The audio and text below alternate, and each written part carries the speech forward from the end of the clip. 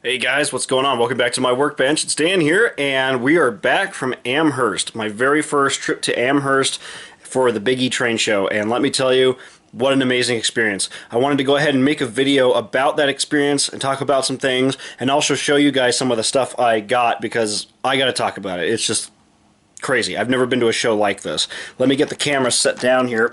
You'll notice, obviously, I'm not out in my garage because I'm actually doing a little bit of work right now. We're doing a little insulation work right now, kind of around the model road and around some other areas where we noticed there was a lot of cold air coming in. We had a big snowstorm run in, like a lot of people here in the eastern U.S. We had a lot of low temperatures, and so I noticed a lot of air and some drafts and things like that that were obviously making the heater in my garage run constantly, which increased my electric bill, which is not fun. So we're getting that addressed out there in the garage right now. So kind of some annoying non-trade related maintenance, but it's what it is. It's still a property I got to take care of. So anyways, I'm here inside to show you guys some of the things that I've worked on up leading to Amherst and my little vacation, and also some stuff to expect coming up soon here. So I wanted to talk about the show itself. The show was 2 days. It was Saturday and Sunday. I managed to get the whole weekend off, which is rare for me these days, and I managed to meet up with some friends, and we headed up on Friday. So the show started Saturday, and early that morning we got set up, and I actually had the privilege of bringing some of my equipment to run on the layout. So one of my buddies, he ran some trains on a club layout there, I think in the, I forget what hall it was. It's the building with the big dome on it where a lot of the model roads were. For reference, we were in the building with the Rapido booth. I think the Scenic, I think Woodland Scenics might have been in there too. So anyways, regardless, I was in that building, and a couple of my cars actually got to run on some of the layouts, which was amazing. I never thought that I'd be attending a show like that. So yeah, the show was honestly great. I got to be there when they announced some of the products. In terms of that, kind of disappointing. Scale Train dropped the SD9s.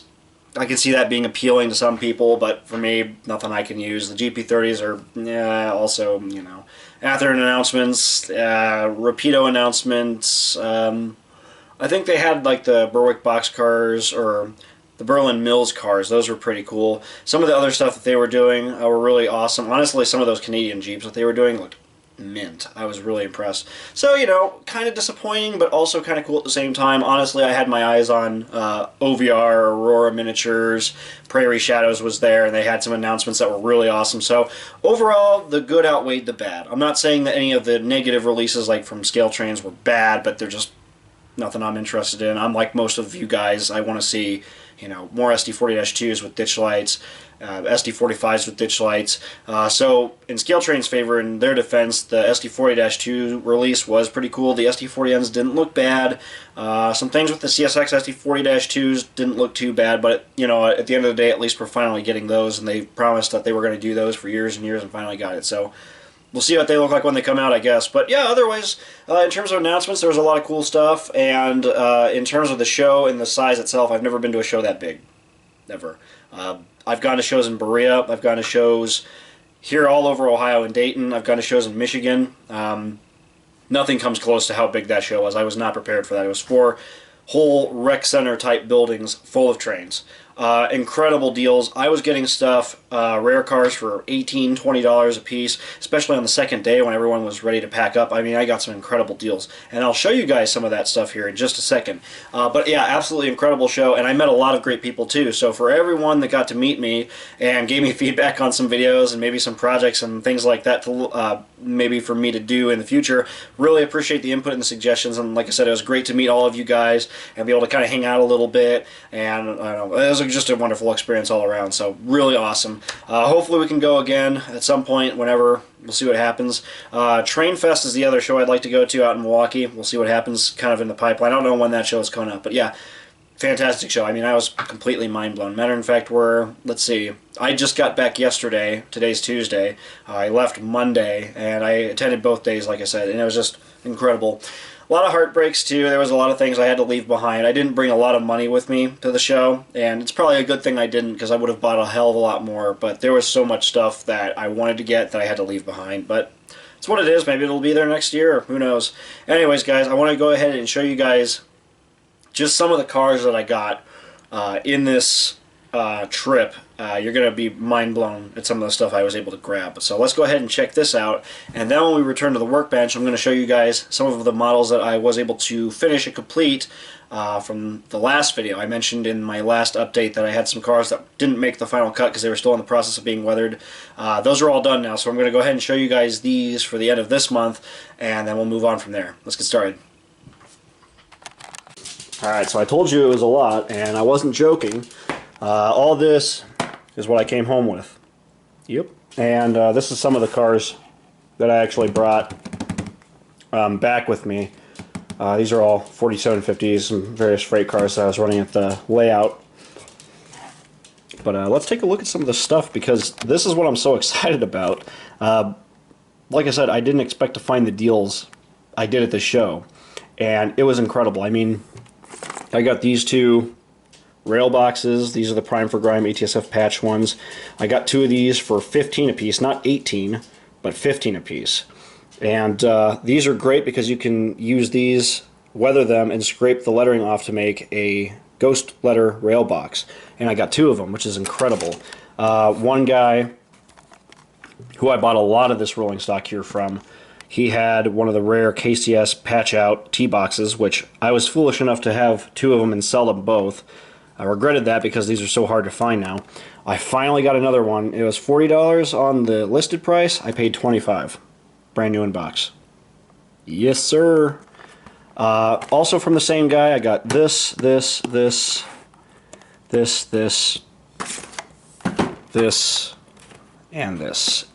this. So, the other cars, rare UTLX 25, or no, these are 30K. Ethanol tank cars. I love these things. I try to buy them up whenever I can, but they're hard to find. I paid $20, or no, actually I paid $18 a piece for these guys, brand new. And I got two of them, two different numbers, 18 a piece. He had two more, and I really wish I had gotten the others, but I didn't. This one has some kind of screw or something loose in there. That's kind of concerning. We'll take a look at that later. But I got that one for 18 a piece. I got a rare Procore, 18 a piece. These aren't necessarily rare, but when they do sell, they go for like $40 or $50, which I don't want to pay for a tank car like this. But incredible deal. So 18 a piece on all those. I got this guy for 15. End of show deal. He lowered the price again. This was 30, and then it dropped it to 22, and then he sold it to me for 15. It was actually 15 because I offered him 15. Rare Atlas scheme, incredible. Two OVR trash guns to make some SIG-X cars. I bought these for 30 a piece, which is insane. You just don't find deals like that. Oh my gosh. This gondola, I got this for 15. It's a DJLX, a rare car again. And I got this LPG car. He had piles of these things. I mean piles of the RTR and Genesis LPGs. I got a Triple Flags UTLX for 20. I got this one for 30, CGTX car. And like I said, tons of these. He had so many Athearn RTR, Athearn Genesis, scale trains, and Atlas tank cars. So he also had these. I bought this for 15. Brand new ADMX, no logo. These are a little hard to find. And then he had a couple of the NOKLs. These are really rare. I could not believe I got this guy for as cheap as I did. I paid $25 for this, brand new in box. Yes, sir. Just absolutely, I mean, absolutely incredible stuff. You just don't find stuff like that. And the other showstopper for me was this guy. I got this for 15 a piece, brand new. He had a couple of these, and I couldn't believe I found one of these because I actually wanted one. So now I have one. But yeah, that's just some of the deals that you can find at that show. There were train horns there. There was all kinds of cool, crazy stuff. And I mean, I could have bought so much more than this, but the fact that I was paying so cheap for all of this, I saved a lot of money and got a lot of rolling stock, which is just absolutely mind-blowing. That's just the stuff I brought back from the show. So I'm hyped. I'm super excited. A lot of these cars I got to get to work on. Some of them I may work on and then sell, so we'll see what happens with all these. Alright guys, so that's my wrap-up of the Amherst show and what I hauled out of there. Let's go ahead and take a look at some models that I just completed. So now we'll get you guys caught up on the models that I've completed since the last video. One of the cars I acquired recently was this MCX Scale Trains Hopper, and this car was weathered from photos of similar cars What I did with this was I did some washes on the sides, my usual treatment. Lots of grime, dirt, kick up, mud splatter on the underbays. Lots of grime, as you can see, built up with oil washes. A little bit of airbrush work there, nice grimy trucks. Hand painted graffiti, of course. I like to have all that nice graffiti work. All that was replicated from photos, and then I used different paint pens and things like that to do all the fine scribble. The car has the grime on the area around the hatches, underneath the walkways, streaking down, and then of course it has a little bit of load spillage, I believe fertilizer spillage in this case for this car. All that was replicated there with oils again, and there's a lot of that around the hatches as well. Grimed up the hatches a little bit, just really focused on the metal components there, the little lock bars. Everything else is fiberglass, so those stay pretty clean, but they do get dusty and dirty. On the opposite side here, which is actually my favorite side, we have some really fine streaking of that load commodity, and it just came out really nice on this car. And the way I do that is with a thin wash of white oil, and then I use a fine tip brush, or rather a fine tip flat bristle brush like this, to just very carefully work that paint down and then streak it down. Having that sharp edge like this allows you to be able to do these very fine lines. That's the key to doing load spillage like this. You get a really good effect, and I'm telling you, once you get some practice, you can knock out cars like this relatively quickly, and they just look killer. So this one came out really fantastic. The ends also have that kick up, of course. You got to really focus on that, and I really like to spend my time getting the kick up to look right. So that's all done with airbrush and powders, a little bit of paint flicking technique to create the splatter effect there. And then if we move on to the next car, if I can actually handle it very carefully here, I have a Walthers NSC covered hopper. These are this XCN, AEX patch out, and GA6 patch out type cars. This one is a GA6 version, and this is a car I got to see in Fostoria, Ohio. I replicated the patching using Smokebox Graphics decals and some, I believe it's just the white trim film. Yeah, this is white trim film on this guy. I did a lot of the pitting and scrapes and scratches on the sides, some of the gouges, grain streaking from the rotting grain, custom painted graffiti, replicated the safety stripes and the patching. If we look at the side of this thing, you can see a lot of that grime and a lot of that streaking coming down. All that's just very carefully replicated with various techniques. You can see you got all the scraping, the beat up CN logo, which is basically done by painting over the logo and then very carefully chipping some of the paint away with a wet Q-tip. Creates this really cool effect. All the little tags and everything were replicated with a Micron pen, and I did a lot of other little effects and little things like that to make this a little bit more realistic. Bays are nicely weathered again, of course. Lots of grime on the ends and the custom patching there. Lots of rust on the walkways all the way around, and then you have all the rot, all that black streaking from the soybean rot. It starts to streak down the side of the car, and that's what we get here. The hatches have been, of course, painted with the rust effects on the metal hinges and the lock bars there, which is prototypical, and it gives a really good, realistic look to a car like this. One of my favorite 3-bay grain hoppers, just turned out fantastic, honestly. These next two cars are more plastic pellet cars, and these are weathered kind of moderately. So they just feature some basic techniques. I just did some grime washes and stuff like that. They feature some tag work. I added the safety striping, new couplers. There's some grime in the ends, mainly on that floor around the coupler box, on the underbays, all the kick up. And then on the roof, on this one, it's a little bit cleaner. It has a little bit of paint chipping just starting to form on those roof walks and a little bit of grime on the top area around the hatches. But on this car, the cool side is this side. I painted some graffiti, and I copied this work from some prototype photos of a similar car, and I just did all that with acrylics, silver Sharpie, and some Micron pens to do the fine scribble as an example. I did some highlight work, some little details and red outlines, some borders and things like that. So that looks really good. It's nice, clean, fresh graffiti, as you can see. It really pops out on the side of this plain gray car. The next one is more subtle, but it features some pretty cool weathering techniques here. This is an XOMX car, and with this one, I tried to do a car that has some of the rust starting to form around the top walkway area. There you are on the walkways themselves. You can see they're pretty well rusted up and corroded. There's a lot of rust pitting starting to form around the hatches. A lot of grime and dirt up top there from years of service, and that rust and grime is starting to form into little rust dots and streaks just at the top of the car there in its little patches. I was basically applying all that with a frayed out brush, applying little drops of oils and then spreading that down with some thinner to create that effect. You can see some of that's just starting to streak down. A little extreme in places, but I think it looks okay. It's a lot more, I think it looks a lot more realistic if you're at a distance from the car. Up close you can see it's a little heavy, but I think it works okay.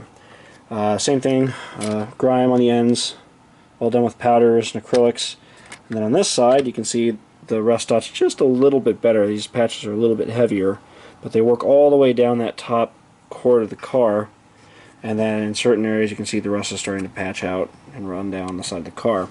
Rust and grime on the underbody there. There's an example of what I'm doing.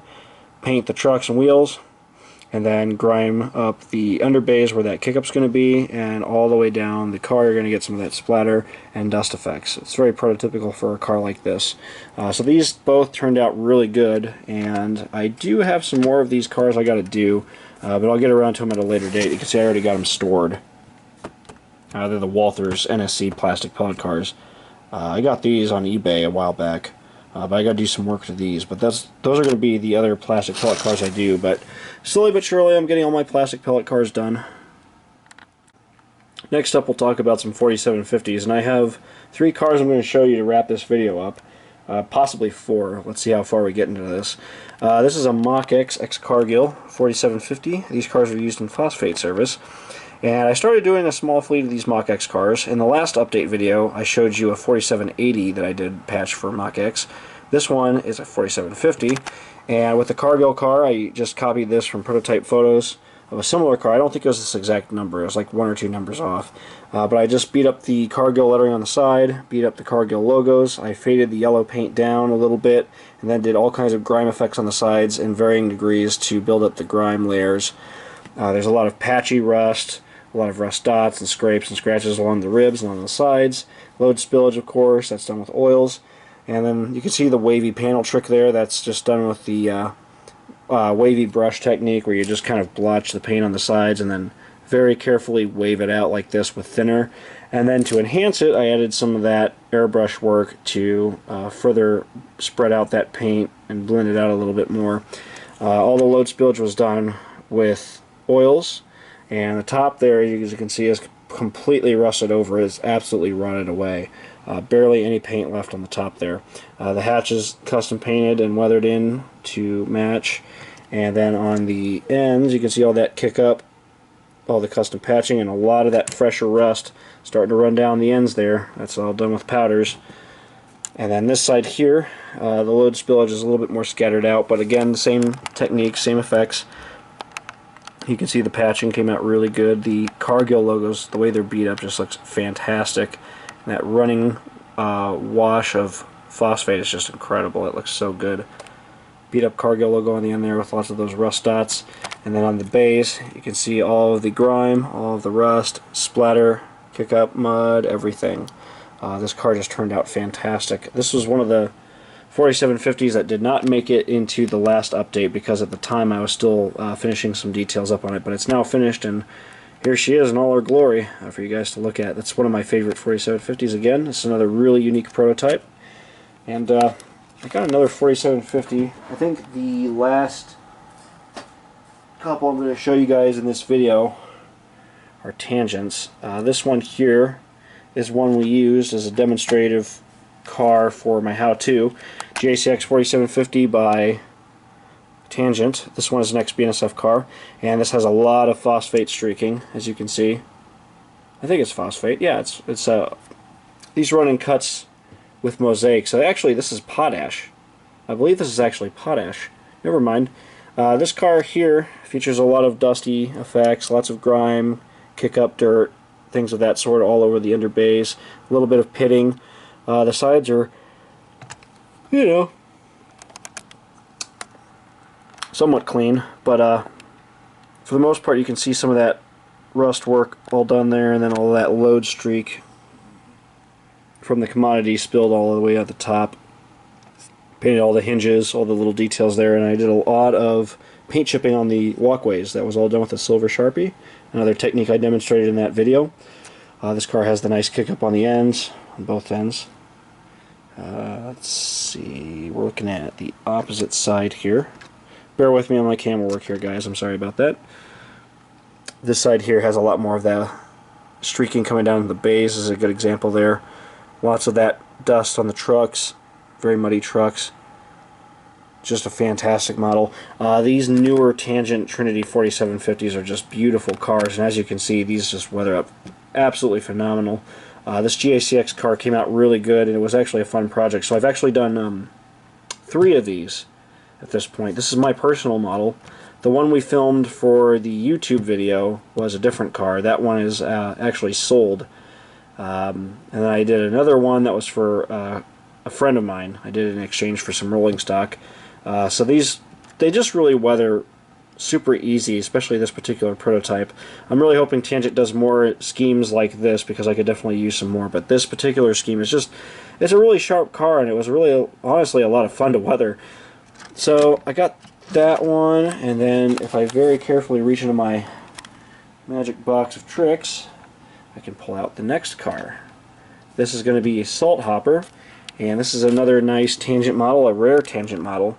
It is an M&S car, and with this one, as you can see, I tried to model a beat-up Salt car. It's got all the grime built up. I faded down the blue, darkened it a little bit, did my own custom patching.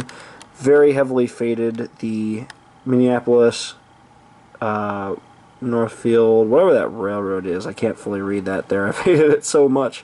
It really did a lot of work to get those placards right in particular, and then I did a lot of work also to beat up the M&S lettering on the sides. This car does have a little bit of graffiti. It has a lot of the salt streaking coming down the side, or rather the rust left behind from the salt. You can see it's just starting to streak down the side of the car, and it's a real mess. So on top of all the grime and oil work that I'm doing here, I'm really incorporating in a lot of layering with powders. And with the powders, for the top, I use just raw, straight powder, blend it into all the areas after everything's been painted and worked in, and then basically let it set up. I do not seal it in. I like to pretty much keep it straight, full-strength powder. I don't like to blend it in if I don't have to. This car does have a custom-built hatch, being that Tangent does not have the fiberglass hatches in stock, so this is a scratch-built hatch for this car, with all the little hinges and parts painted that nice rust tone. But again, talking about that rust, once I do all the work on the top of the car and blend it out, then I like to streak it down the side of the car with fine tip brushes and a little bit of thinner. You absolutely have to use thinner to do powder washes, because the alcohol will actually interact with the clear coat. If you're sealing the underlying layers, it'll interact with the clear coat, and it'll completely fade out the paint underneath, or rather the clear coat. So you don't want to ever use rubbing alcohol to create a wash for this car, is what I'm trying to say. Always use thinner. And as you can see, with that thinner technique and that powder, I was able to create some really nice, convincing, fresh rust effects streaking down the side of the car. This side here, a lot more beat up lettering, and again, the very faded placard. The patching is done with Smokebox Graphics decals, and then again, the car features some nice hand-drawn graffiti. The underbays, very heavily weathered. I did some sponge weathering and different effects to wash up the grime, streak it up here and there, and then I added a lot of splatter, kick up mud, all that nice grime. And then this car is equipped with the later Tangent trucks with the spinning roller bearings, as you can see, because I prefer those trucks over the older Tangent trucks. They just look a lot nicer. This car just turned out fantastic, though. This is a really good Salt car, ready to go into service, and it demonstrates again the fantastic effects I've been able to achieve as of late with the powder and thinner wash effect. It's a fantastic model. Let me see here, you guys. Yes, this last car, again, if I can lift it up carefully, it was also done with the exact same effects we just talked about. This is a GTA 4750, and it's another Tangent car. And this one is replicated from prototype photos of the real 11117. I got custom decals made by PDC, and I did all of the patching. All of the rust work was pretty much done with airbrush, brush techniques, and I did a little bit of work using a cosmetic sponge to create a lot of that blotchier rust all over the car, because you can see the rust is completely saturating the side of the car. The ribs, the roof, around the roof hatches there, everywhere on this car is just completely deteriorated with rust. So you do all the base oil work first, then you come back behind and do all the fading to the GTA lettering. You pretty much clean those off first, then paint them in, like I did here with some different washes, and then I weather them in to blend into the side of the car. The underbay is nicely weathered up there. Again, as you can see, there's a lot of dust, a lot of mud, a lot of grime, and then I added the safety striping. That's all, again, prototypical.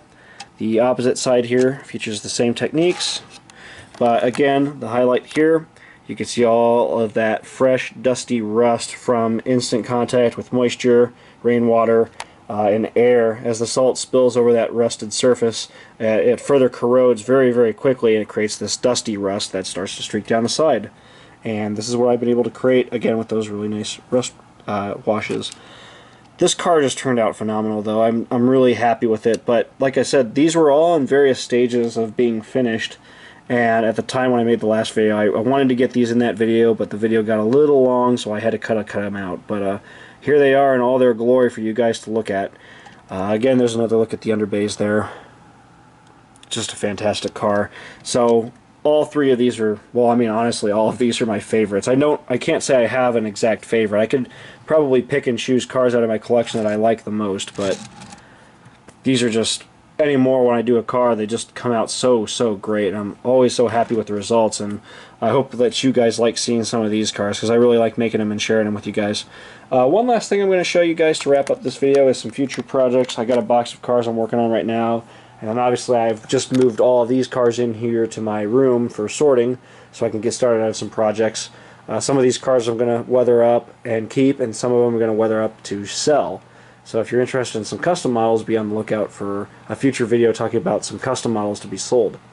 Alright, wrapping things up, I do have one locomotive to show you guys at the moment. I got this BN SD40-2 that I'm in the works currently. This is a custom built up Athearn. It's got a custom nose with the nose light. Already starting to detail and weather the thing, as you can see. I custom painted this entire model, so it's got the Tamiya green, black, added all the details to the roof. I'm just kind of very quickly brushing over this locomotive, but basically this is the BNSF 7897 as it appeared before it got patched to HLCX and used as a parts donor, and then before it was eventually scrapped. This locomotive was actually produced by Scale Trains a number of years back, but those locomotives are very, very rare, at least the models are. And there's some things with the particular models that I don't like, so I decided to make this model using an Athearn base, just because I can do a lot more with detailing and some other little tricks that I like to do that only I can do with Athearns. So as you can see, again, it's just custom painted. There's a lot of different effects that we'll talk about later on once this thing is built, but just a little sneak peek of what's to come. And like I said, I have some other projects that I got to work on, like those plastic pellet cars, and I got another hopper that I'm working on for a video that's going to be coming out after this one is uploaded, so you guys can stay tuned for that. It's going to be another BN related car, so stay tuned for that. That's going to be a good one. But yeah, just a little sneak peek of a locomotive I wanted to show you for this video. But that's pretty much the work that I have for now, guys. I really want to thank you for all watching this video. And again, I want to give a special shout out to all the people I met at Amherst. I really appreciated meeting all of you guys, so here's a shout out to all of you. And again, thank you so much for watching and supporting my work. I always appreciate the likes, the comments, and the feedback. Be sure to subscribe, of course, for more content coming down the road here, and of course to stay in touch with what's to come in the pipeline, because we got lots more projects coming, as you can see. Oh man. Alright guys, thank you so much for watching. We'll see you in the next video. This is Dan signing out. Take care.